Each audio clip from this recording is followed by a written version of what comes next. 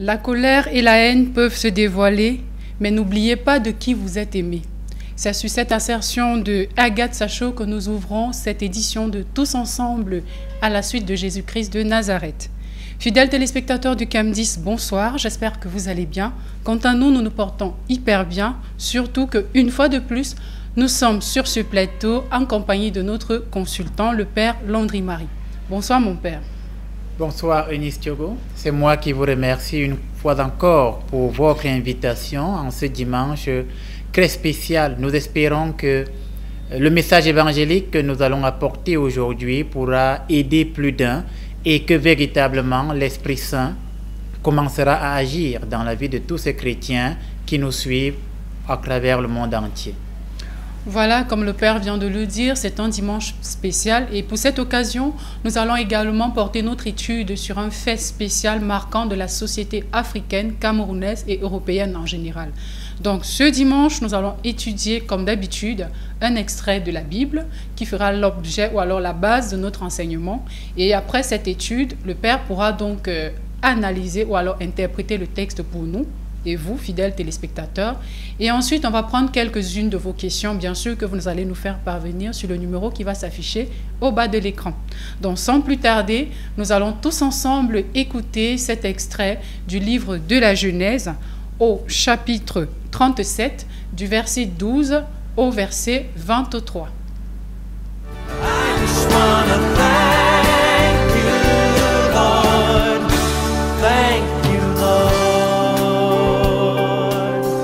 Les frères de Joseph étant allés à Sichem pour faire paître le troupeau de leur père, Israël dit à Joseph : « Tes frères ne font-ils pas paître le troupeau à Sichem ?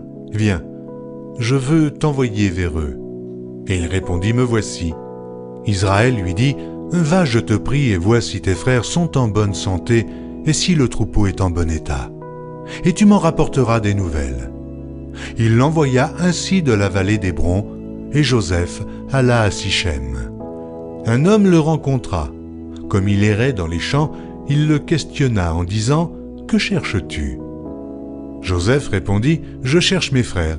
Dis-moi, je te prie, où ils font paître leurs troupeaux. » Et l'homme dit : « Ils sont partis d'ici, car je les ai entendus dire : Allons à Dothan. » Joseph alla après ses frères, et il les trouva à Dothan. Ils le virent de loin, et, avant qu'il fût près d'eux, ils complotèrent de le faire mourir. Ils se dirent l'un à l'autre : « Voici le faiseur de songes qui arrive. Venez maintenant, tuons-le et jetons-le dans une des citernes. Nous dirons qu'une bête féroce l'a dévoré, et nous verrons ce que deviendront ces songes. » Ruben entendit cela, et il le délivra de leurs mains. Il dit : « Ne lui ôtons pas la vie. » Ruben leur dit : « Ne répandez point de sang. Jetez-le dans cette citerne qui est au désert, et ne mettez pas la main sur lui. » Il avait dessein de le délivrer de leurs mains pour le faire retourner vers son père. Lorsque Joseph fut arrivé auprès de ses frères, ils le dépouillèrent de sa tunique, de la tunique de plusieurs couleurs qu'il avait sur lui.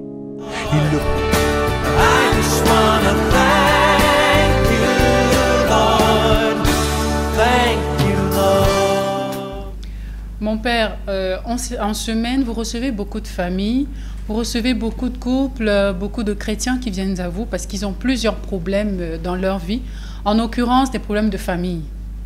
Et pour cela, ce dimanche, nous avons choisi de nous arrêter un petit peu pour étudier les relations dans les familles. Donc, le thème qui fera l'objet de notre étude de ce dimanche sera la haine dans les familles entre frères. Et justement, pour analyser ce thème, on a écouté cet extrait du livre de la Genèse qui fera l'objet de notre étude en fait de ce dimanche. Donc, après avoir écouté ce texte, mon Père, justement, il y a une première question qui nous revient directement à l'esprit. À peine les frères de Joseph l'ont aperçu, ils ont directement commencé à comploter pour sa perte. Pourquoi? Qu'est-ce qui peut bien justifier ce ressenti envers leurs frères? Alors, il est clair que comme on a suivi l'audio, je l'ai écouté comme tous les téléspectateurs, effectivement, c'est l'histoire de Joseph. Alors pourquoi, dès que ses frères l'aperçoivent, pourquoi de prime abord, les frères de Joseph commencent à comploter contre lui.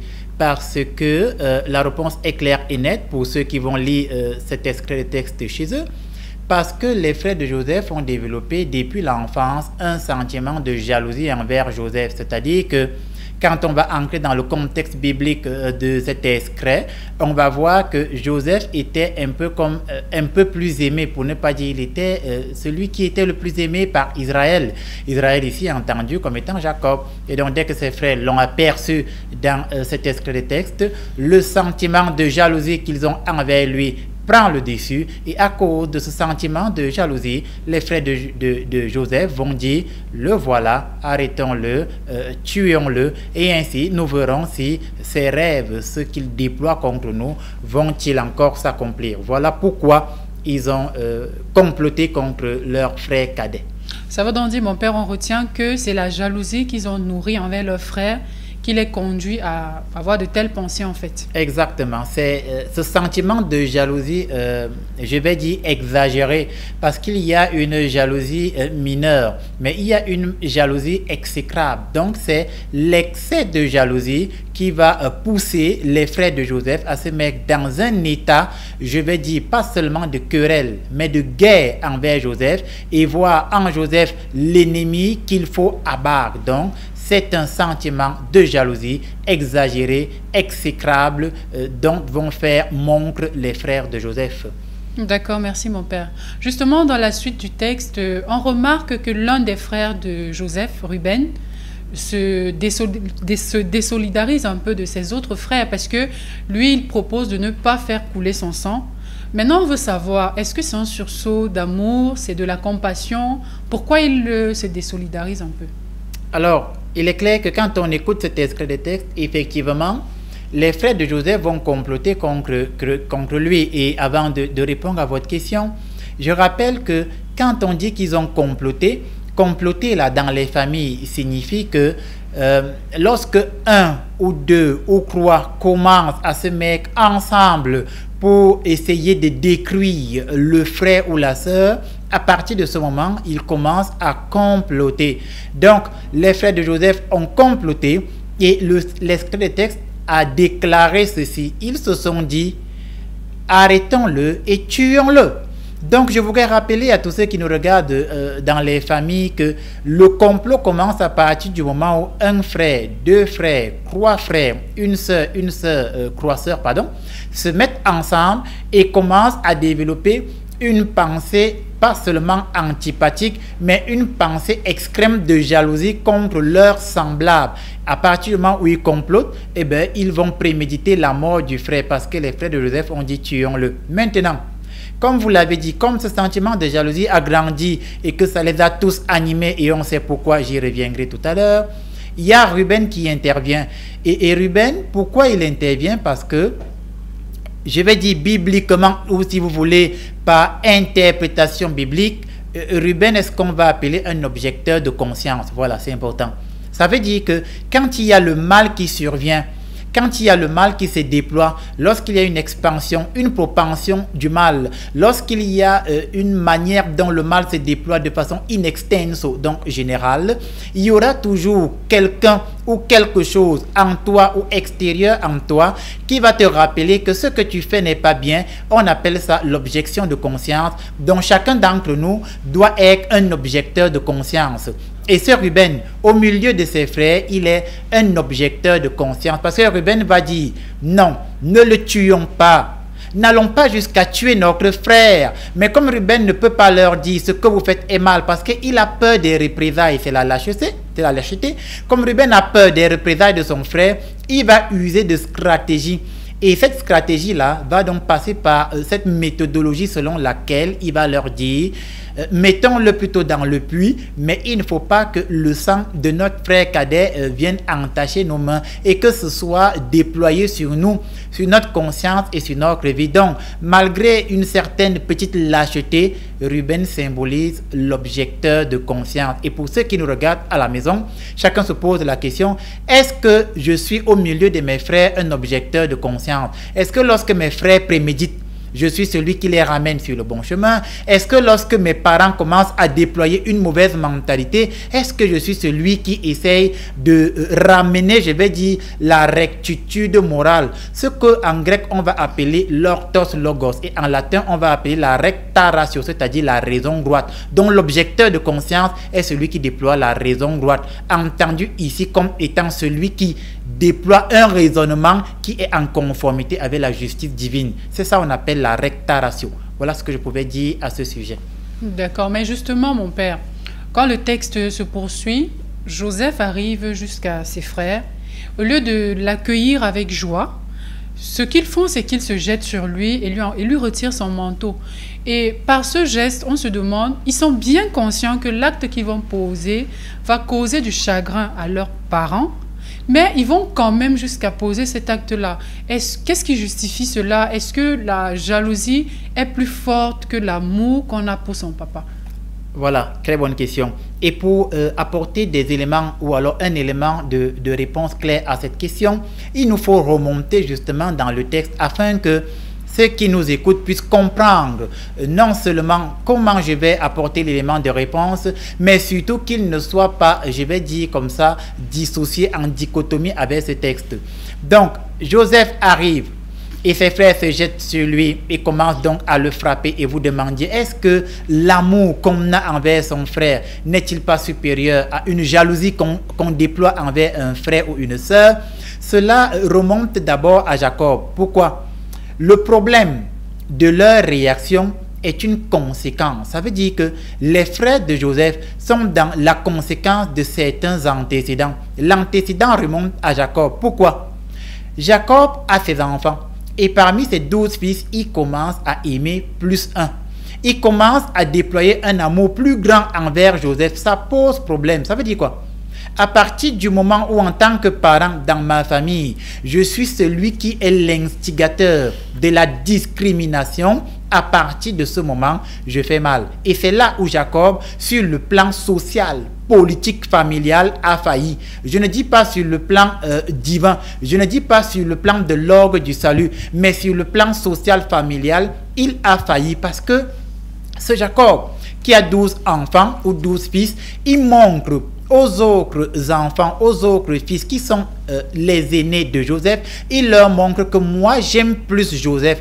J'ai un amour plus fort envers Joseph et ce qui compte le plus pour moi dans cette famille, c'est ce Joseph parce que je l'aime d'un amour supérieur à l'amour que je vous donne à vous. Et cette discrimination-là commence donc à s'aimer dans le cœur des 11 autres frères de Joseph, cette jalousie qui va donc grandir au point où cette jalousie va éteindre l'amour qu'ils devraient avoir envers leur frère cadet. Donc la faute remonte à leur père.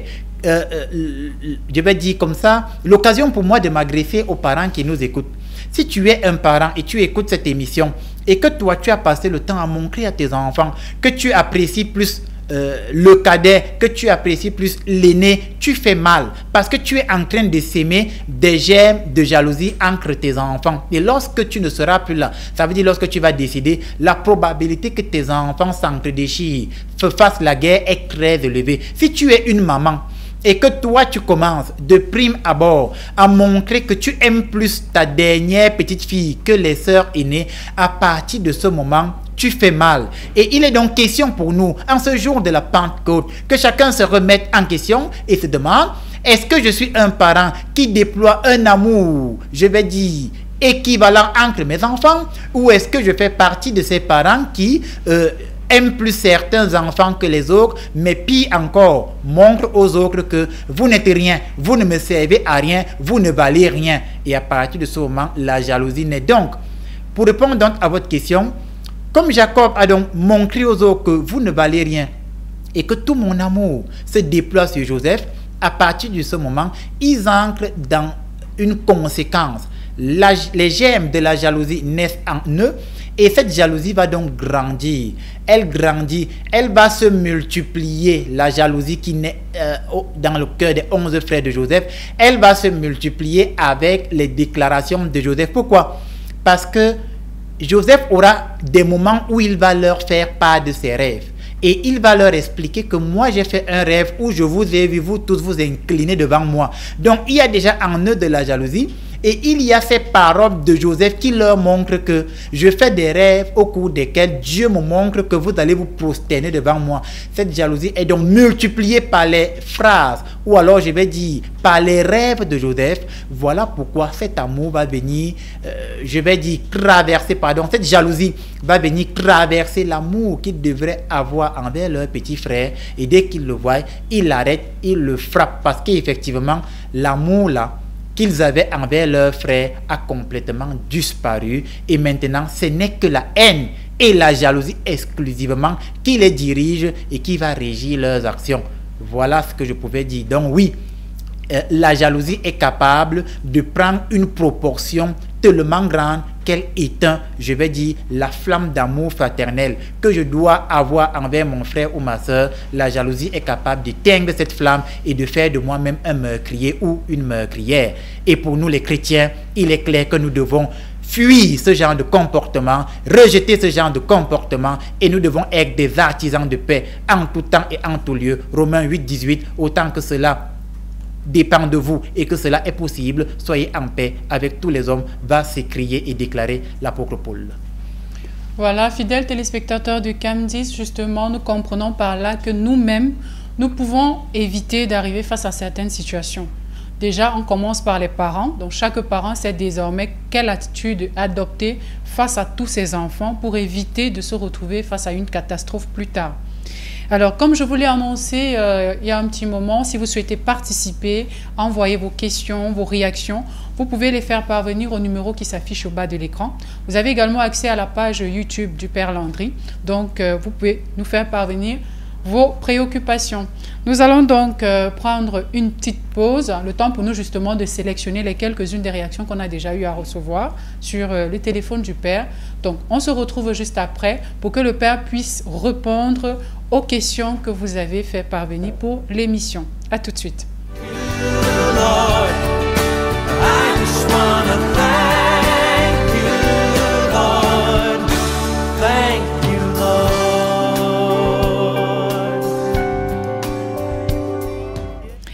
Voilà, nous sommes de retour sur ce plateau. Je rappelle que nous sommes avec le Père Landry, le meilleur exorciste du Cameroun et de la sous-région. Il est une fois de plus disponible pour répondre à vos questions. Alors mon Père, sans plus tarder, on va commencer par la question de Mathieu. En fait, sa question revient exactement à ce que vous venez juste de dire, que ça commence par les parents. Parce que Mathieu pose la question qui est celle de savoir pourquoi certains parents préfèrent manifester leur amour envers un enfant plus qu'aux autres enfants. Et il demande aussi, est-ce que c'est normal?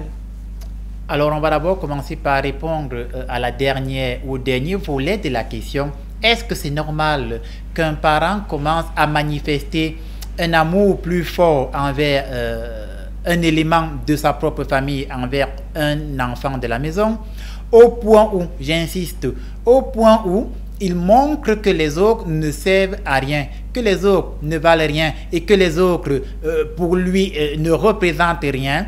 À partir de ce moment, ce parent fait mal. Il fait très mal parce qu'il devient l'instigateur de la discrimination dans sa propre famille. Et en tant qu'instigateur de la discrimination, il y aura des conséquences sur ses enfants. Ces conséquences seront, je vais dire, les querelles qui vont aboutir à des petites guerres. Ces petites guerres qui vont devenir finalement des conflits armés. Et ces conflits armés qui vont amener, je vais dire comme ça, à la mort du frère ou de la sœur, parce que j'estime que papa l'aimait plus, donc papa lui a donné plus de bénédictions, plus de latitude, plus de marge de manœuvre en société pour s'insérer, et papa nous a lésés, et donc on commence à le détester, on déteste ses enfants, on n'aime pas ses neveux, on n'aime pas ses nièces, et la famille est vouée à éclater, et une fois qu'elle a éclaté, nous sortons du plan divin. Donc tous les parents qui ont l'habitude de le faire ou qui le font, vous faites mal. Premier volet de la question, cela n'est pas normal. Maintenant, pourquoi est-ce que certains parents en arrivent à cela?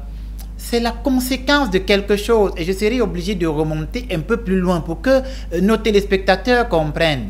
Nous sommes des descendants des 12 tribus d'Israël et nous prions le Dieu d'Abraham, d'Isaac et de Jacob. Et je rappelle que cette histoire de discrimination est une erreur qui va commencer avec Isaac. C'est très important. Isaac qui est le fils d'Abraham.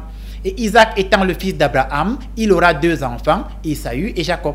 Et Ésaü était l'aîné, Jacob était le cadet. Et au moment où Isaac va vouloir donner la bénédiction à son fils aîné Ésaü, sa mère, je vais dire la mère de Jacob, je crois Rachel si j'ai bonne mémoire, la mère de Jacob ira voir Jacob qui est le frère cadet parce que la mère de Jacob aimait plus Jacob qu'Ésaü.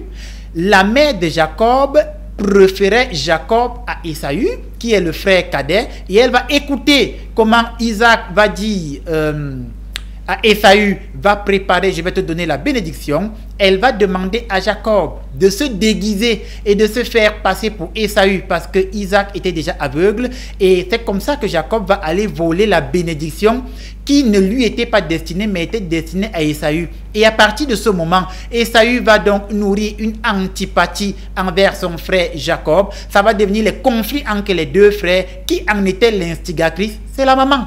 Voyez le rôle d'une femme dans une maison. Et cette femme est celle qui va amener la discrimination dans la famille de nos ancêtres, des premiers hommes. Et la conséquence est donc directe jusqu'à nous. Et ce Jacob, lui aussi, qui va recevoir ce mauvais enseignement de sa mère, parce qu'il faut le dire, hein, Jacob a reçu cet enseignement de sa maman, lui aussi va commencer à avoir son enfant préféré. Donc tous les parents qui font ça sont dans un schéma de conséquences, je vais dire, d'un amour familial tordu. Parce qu'au sens de Yahvé Dieu, ce n'est pas ainsi que devrait se déployer l'amour familial. Mais ça a été une erreur qui s'est donc répercutée de génération en génération. Voilà pourquoi le Christ va s'incarner ou alors va prendre forme humaine, Jean 1,14, et le Verbe s'est fait chair. Et le Christ, en s'incarnant, va venir montrer que finalement, il n'y a pas d'enfant préféré parce que c'est la pierre qu'ont rejeté les bâtisseurs que Dieu utilisera pour devenir la pierre angulaire. Et Jésus va montrer par là que les parents ne doivent pas rejeter certains. Ils doivent prendre tous leurs enfants et ils doivent les mettre au même niveau. Donc, c'est une conséquence sur le plan spirituel d'un amour familial tordu que nous expérimentons aujourd'hui et cela n'est pas bien. Voilà, mon père, justement, pour aller dans le même sens, on a une réaction d'une jeune dame qui dit qu'en fait, elle a eu 3 enfants. Et les maternités des 3 enfants ne se sont pas passées de la même façon. Il y a un enfant où, pendant qu'elle était enceinte, elle s'est séparée du père, elle a connu toutes les misères du monde. Pour elle, dans sa tête, elle a l'impression que cet enfant est une erreur dans sa vie. Une sorte de poisse, en fait. Ce qui fait qu'elle a du mal à aimer cet enfant. Mon père, dans ce cas, comment est-ce qu'on peut conseiller cette jeune dame? Alors, une femme a eu croix maternité et parmi les croix, elle a vu qu'il y a un des enfants qui est né dans des grosses difficultés à la fois financières, sentimentales, sociales, et elle se dit quelque part cet enfant était une erreur, donc il y a un certain dévouement maternel qu'elle n'a pas envers cet enfant. Qu'est-ce qu'on peut lui dire? Première chose, l'enfant n'est jamais une erreur, première chose. Pourquoi? Parce que lorsque Ève va tomber enceinte d'Adam, Ève va s'exclamer dans le livre de la Genèse, j'ai eu un fils de par Yahvé. Ève n'est pas en train de dire, j'ai eu un fils grâce à mon mari Adam. J'ai eu un fils parce que Adam m'a écreinte. Elle dit, j'ai eu un fils de par Yahvé. Ça veut dire que c'est Dieu qui donne l'enfant. Et Ève reconnaît que je n'ai pu enfanter que parce que Yahvé Dieu a mis dans mon ventre, on va dire comme ça, l'étincelle de la vie divine et de la vie humaine. C'est important.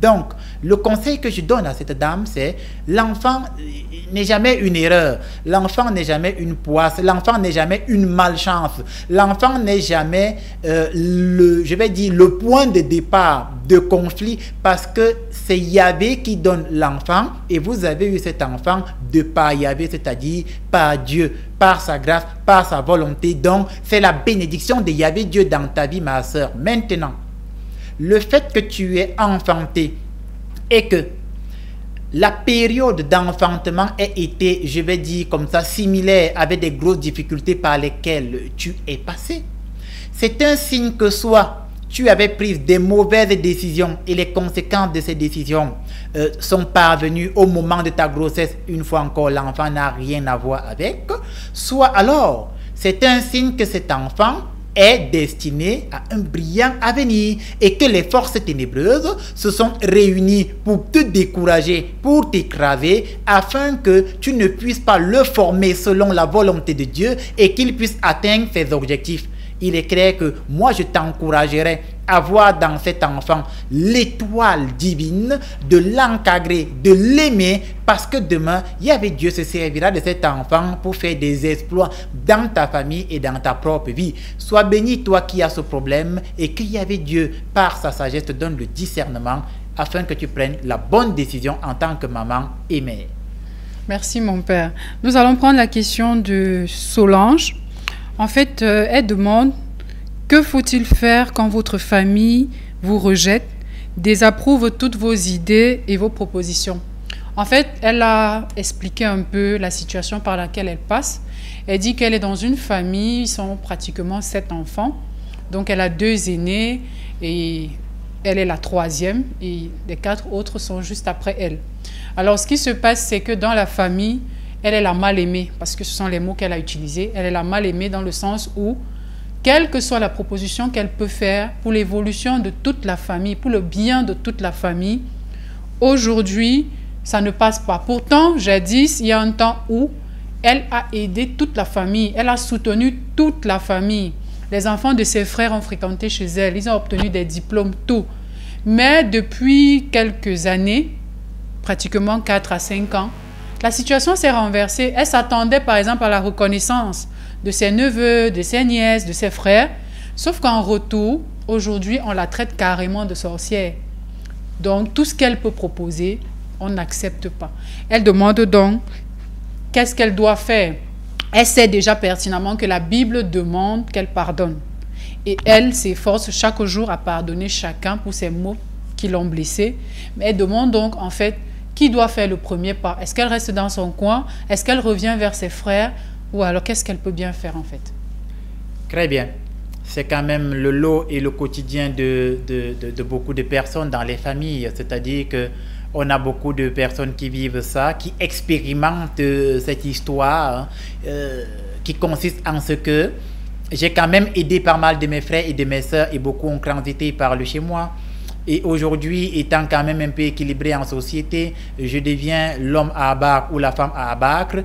Et comme moi, je ne déploie plus un certain équilibre, un certain standing social, les uns et les autres s'en servent même pour me railler, c'est-à-dire pour se moquer de moi. Et ça fait tellement mal. Alors elle dit, qu'est-ce qu'il faut qu'elle fasse parce qu'elle sait que la Bible doit pardonner tout ça là. Est-ce qu'elle doit faire le premier pas et tout ça? Alors, qu'est-ce qu'il faut d'abord comprendre? Première chose, c'est que il faut donner sans rien attendre en retour. Première chose. Il faut donner sans rien attendre en retour. Le bon chrétien, quand on est chrétien, le chrétien est celui qui dans son cœur se sent responsable de l'humanité entière. C'est très important. Je ne suis pas chrétien parce que je vais à l'église, je dis Amen, Alléluia, je chante, je saute. Non. Je ne suis pas juste chrétien parce qu'on a versé de l'eau sur moi, on a dit je te baptise au nom du Père, du Fils et du Saint-Esprit. Je suis chrétien parce que j'ai accepté Dieu dans ma vie et en acceptant Dieu dans ma vie, j'ai accepté de faire la volonté de Dieu. Et un des angles, un des pans de la volonté de Dieu, c'est quoi? C'est que je dois faire le bien sans rien attendre en retour. Donc première chose, madame, vous avez bien fait. Et le Seigneur vous le revaudra et le Seigneur vous bénira ou il permettra que cette bénédiction touche vos enfants et vos arrière-petits-enfants après vous. Maintenant, vous constatez que vos frères et vos sœurs ne vous apprécient plus. Ils disent du mal de vous alors que vous les avez tous aidés. Déjà, je ne garde pas de la haine contre mon frère et ma sœur parce que notre thème c'est bien la haine dans les familles et nous devons rejeter la haine dans les familles. Je ne garde pas la haine dans mon cœur, mais surtout, qu'est-ce que j'ai à faire? Je ne suis pas obligé d'aller vers eux, surtout si vous êtes l'aîné, mais si l'un d'entre eux vient à moi, je lui ouvre les bras. Et la parabole du fils prodigue en parle encore mieux. C'est ça qu'on va appeler la miséricorde. Donc, vous n'êtes pas obligé d'aller vers les frères et sœurs, mais si l'un d'entre eux ou l'une d'entre elles viennent à vous, vous avez le devoir en tant que chrétienne de les accueillir, de les ouvrir vos bras, et qu'à travers vos bras ouverts, ils reconnaissent la personne de Jésus en vous. Et qu'à travers vous, ils expérimentent la miséricorde de Dieu qui est capable de pardonner même l'impardonnable. Et voilà pourquoi l'apôtre Paul disait encore, c'est l'Esprit Saint qui descend dans la lettre à Timothée ou aux Romains et qui rend témoignage que vous êtes enfant de Dieu. Ça veut dire que c'est l'Esprit Saint qui va descendre sur toi, madame. et qui va déployer cet amour qui dépasse l'entendement humain, de telle sorte que même tes frères qui médisaient de toi, quand ils reviendront, ils verront que tu ne leur en veux pas parce que tu es chrétienne et tu rends témoignage de ta vie chrétienne, même lorsqu'on t'insulte, on te rejette et on dit du mal de toi. Voilà ce que je pouvais dire à la sœur. Que Dieu te donne la force et que tu sois béni dans ce que tu fais. Merci mon père. Nous allons prendre la question de Rodrigue. Rodrigue demande, est-ce qu'un enfant né du viol peut avoir le même amour que les autres enfants nés d'un parent de commun accord? Est-ce qu'un enfant né d'un viol peut avoir le même amour envers qui?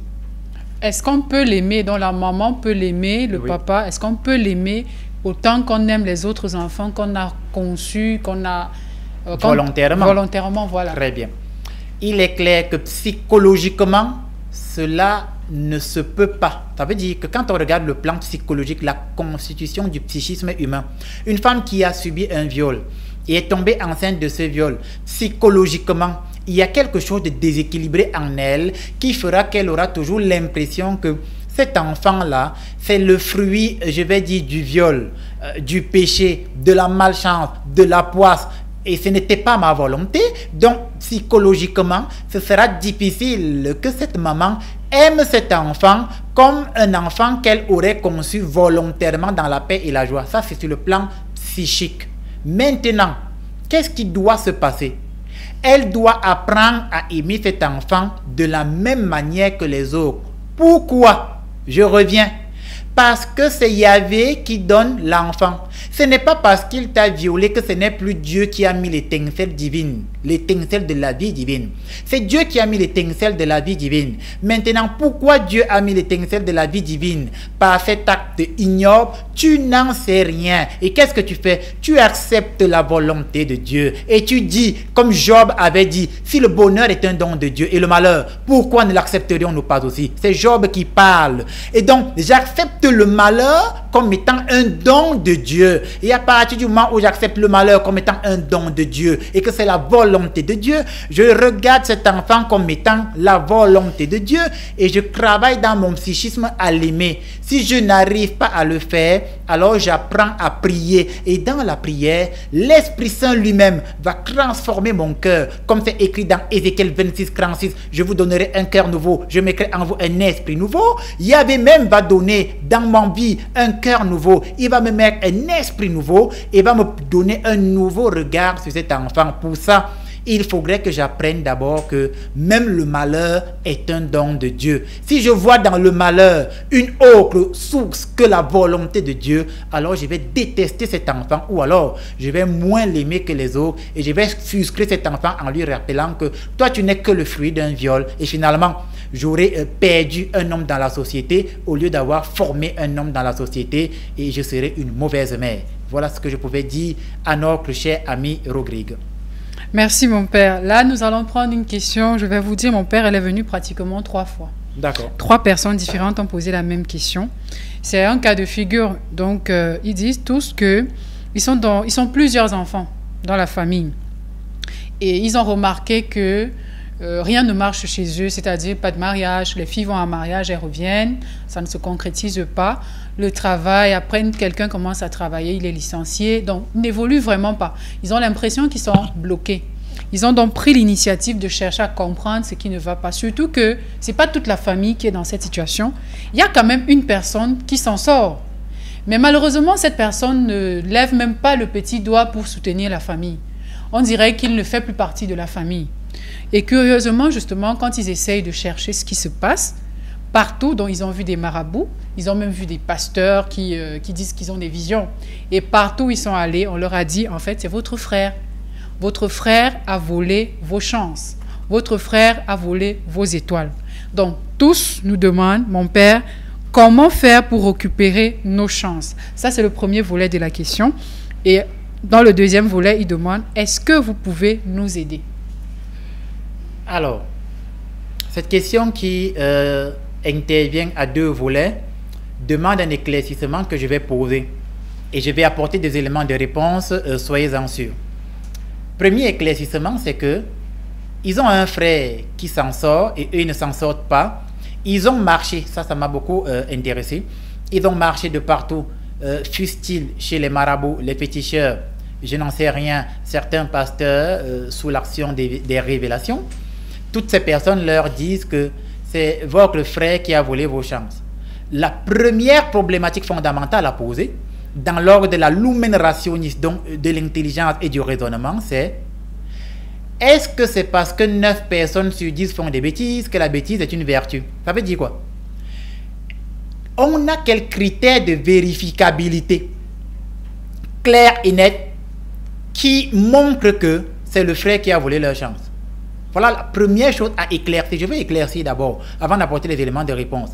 Et c'est pourquoi Wittgenstein, un grand philosophe de logique, qui a écrit une œuvre, on appelait le Tractatus Philosophicus, il disait: sur ce dont on ne peut parler, il faut garder silence.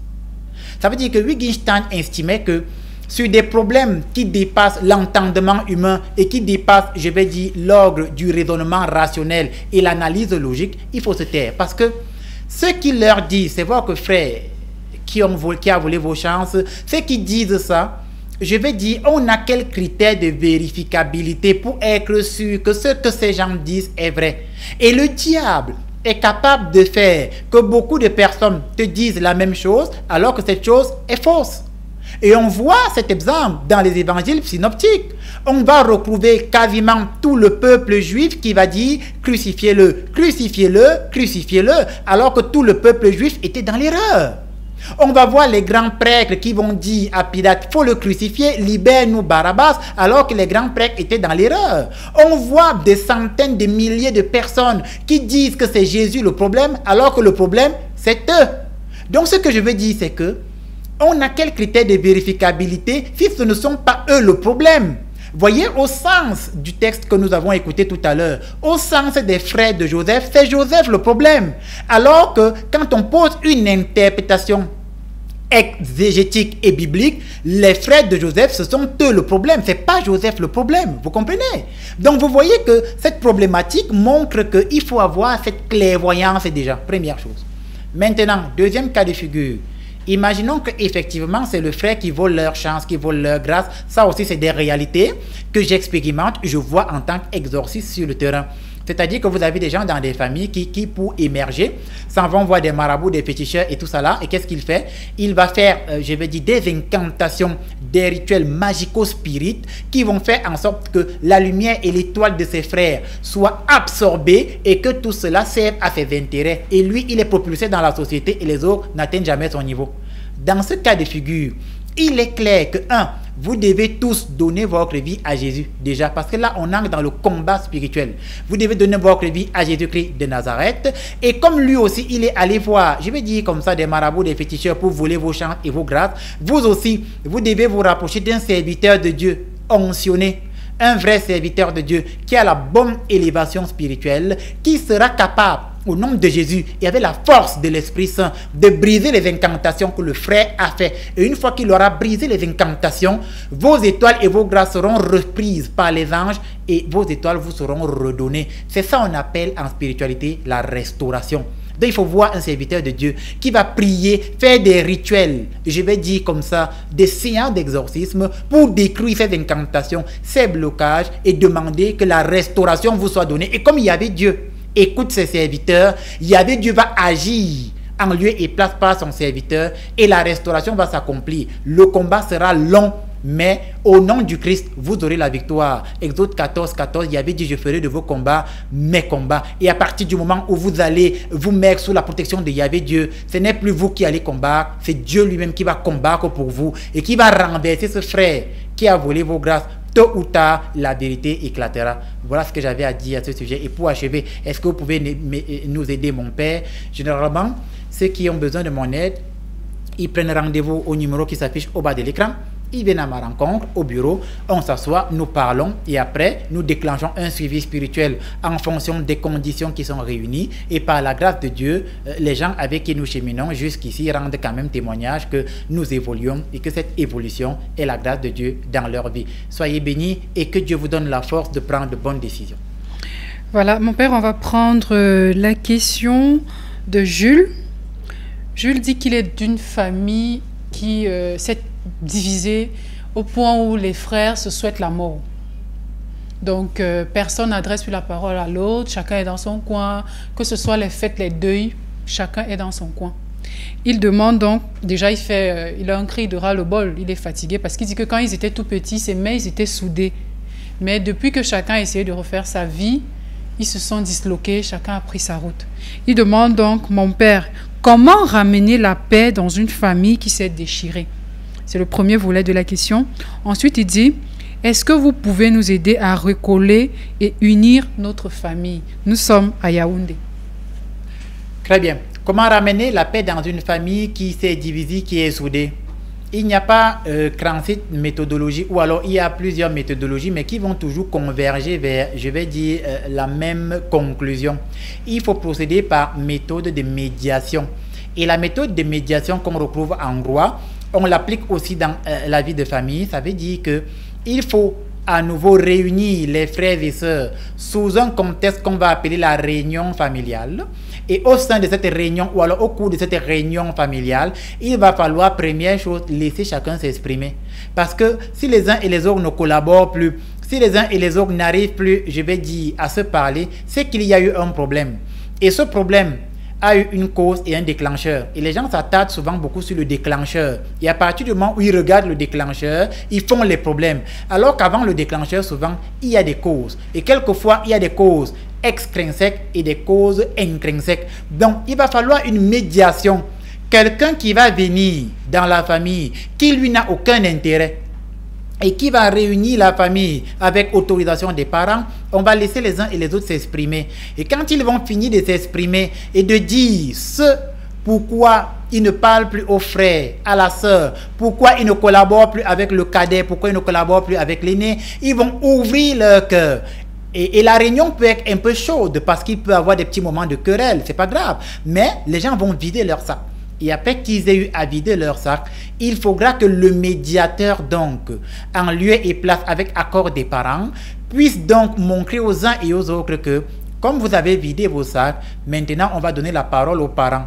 Et c'est les parents qui vont donc montrer aux enfants que, à partir du moment où vous avez vidé vos sacs, nous allons repartir sur de nouvelles bases.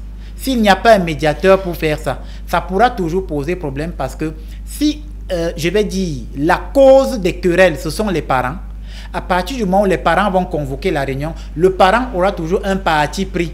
Et si c'est un parent qui a ses enfants bien-aimés, quand vous allez critiquer ses enfants bien-aimés, il va défendre les enfants, les autres vont dire la réunion ne sert à rien, ils vont s'éclater et la réunion va prendre fin. Voyez, on ne va pas évoluer. C'est pourquoi un médiateur, quelqu'un qui n'a aucun intérêt dans cette histoire, c'est toujours bon. Et le conseil que je donnerais, un des meilleurs médiateurs, c'est souvent un homme de Dieu, un prêtre. Comme ça m'arrive parfois dans certaines familles qui sont dans les problèmes, je les fais asseoir, je les écoute tous et après nous trouvons une solution ensemble. Après nous prions ensemble, après nous invoquons la paix de Dieu dans leur famille. Et si tu me demandes si je peux vous aider, le seul moyen que j'aurai de vous aider, c'est qu'un jour vous veniez à ma rencontre, je vous écouterai et ensuite je verrai si je viendrai chez vous avec la grâce de Dieu et dans une réunion de famille que nous convoquerons avec autorisation de vos parents, ensemble nous nous assurerons et nous trouverons le moyen de faire cette médiation afin qu'à nouveau vous soyez unis. Voilà ce que j'avais à dire à ce sujet. Merci mon père pour ces questions, ces réponses et tous ces enseignements très riches que vous venez de mettre à la disposition de tous nos téléspectateurs. Merci également à tous ceux qui ont réagi. Et c'est vrai qu'il y a encore beaucoup d'autres réactions qu'on va continuer à lire dans les prochaines éditions, par exemple. Donc, le temps nous étant imparti, nous sommes appelés à passer à une autre étape de notre émission. Et dans cette étape, justement, vous venez de le dire, d'habitude, vous recevez des familles parce que vous êtes exorciste, je rappelle même d'ailleurs le meilleur. Donc, nous allons partager avec nos téléspectateurs le reportage parce qu'on vous a suivi au courant de la semaine dans une famille qui a sollicité votre aide. Donc, on va regarder ce reportage avec nos fidèles téléspectateurs.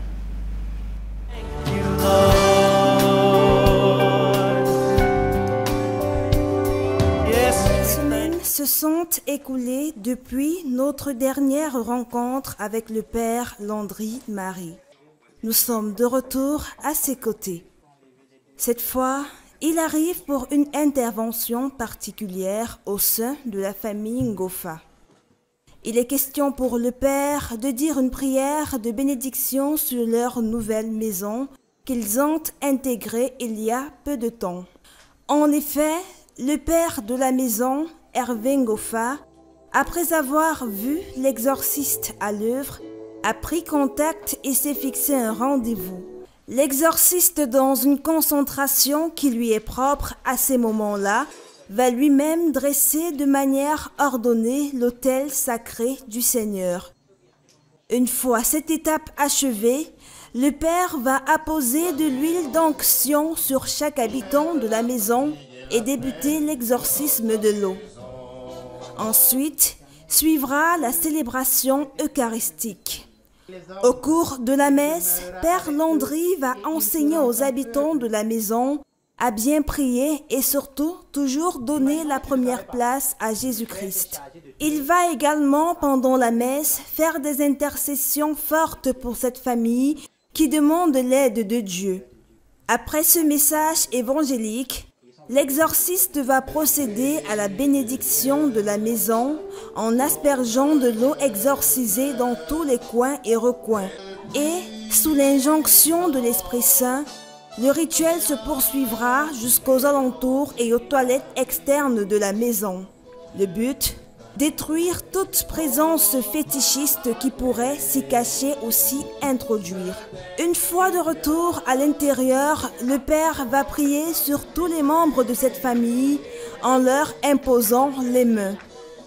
Il ordonnera avec autorité que dans leur vie, les blocages, les maladies mystiques, les échecs à répétition ou encore les maléfices de tout genre s'éloignent d'eux par la grâce du Saint-Esprit et la protection des anges. Au vu de toute cette expérience dans la prière avec le plus grand exorciste du Cameroun, les parents donnent leurs impressions et leurs ressentis immédiats. Vraiment, mon âme est en joie parce que franchement aujourd'hui, je ressens un bonheur immense. Je ressens vraiment la présence de Dieu dans ma vie, ce que je n'avais pas ressenti depuis longtemps. Je suis tellement heureuse, je bénis le Père, je lui dis immensément merci pour tous ses bienfaits parce qu'il m'a vraiment aidé à prier ce soir et à me reconnecter avec le Seigneur. Vraiment, je lui dis merci beaucoup pour ça et merci aussi à vous. Merci pour tout. Merci. Un soulagement total, vraiment le soulagement est total, franchement. C'était comme un poids pour moi depuis que je l'ai découvert à la télévision. J'ai vraiment voulu qu'il vienne prier avec ma famille, bénir la maison, bénir ma famille. Et aujourd'hui, c'est pour moi une grande délivrance. Je remercie beaucoup le Seigneur pour cela. Merci beaucoup. C'était là pour nous l'occasion d'approcher une fois encore le Père Landry Marie dans son apostolat d'exorcisme.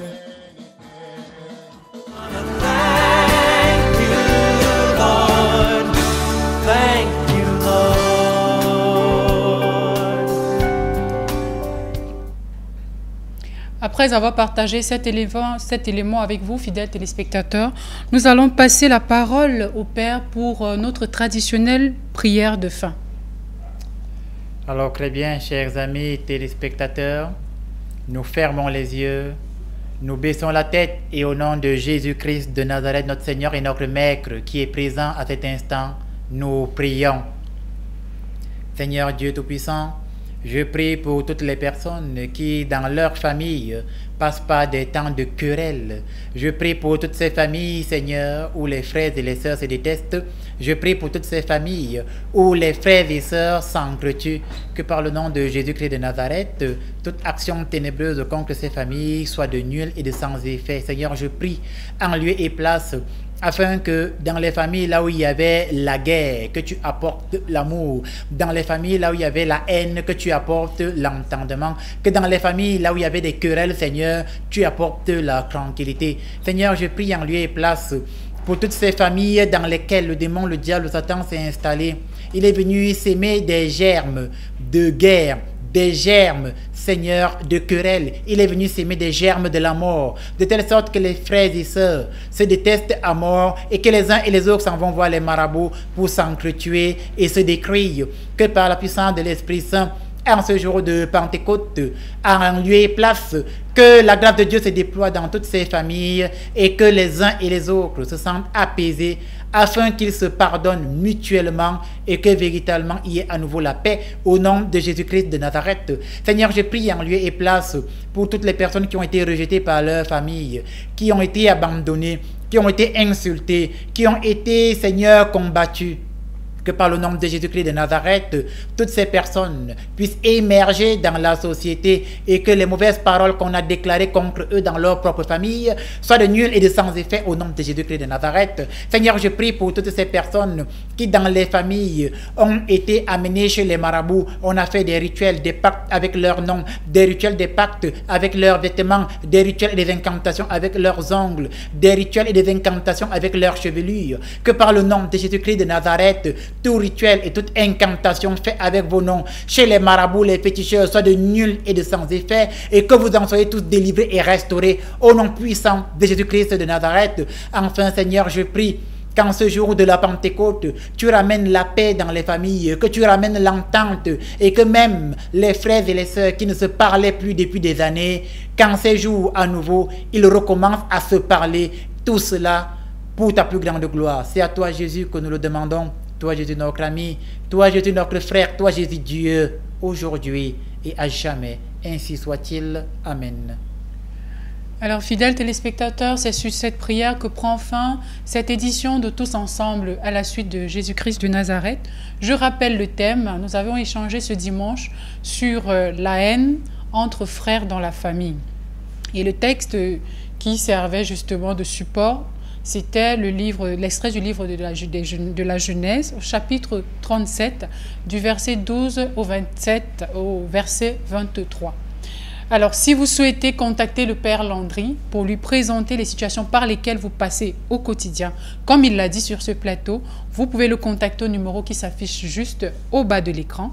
Vous allez tomber directement sur lui, il va vous écouter et si c'est nécessaire, vous pourrez donc convenir d'un rendez-vous pour un échange dans son bureau. Sur ce, on va se quitter. Nous vous souhaitons une très belle fête de Pentecôte. Portez-vous bien et si Dieu le permet, nous allons nous retrouver dimanche prochain lorsqu'il sera exactement 18 h sur CAM 10.